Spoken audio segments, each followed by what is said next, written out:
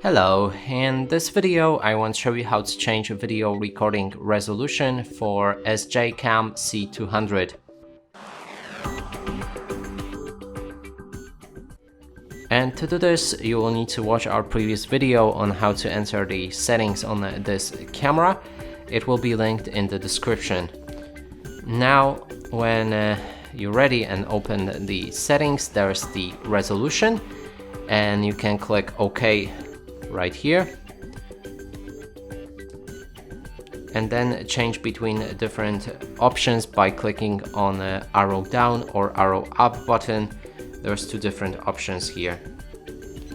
When you're ready, click on OK again, and your resolution should be changed. And that's it for this video. Hope you like it. Please consider subscribing to our channel, leave a like and a comment below.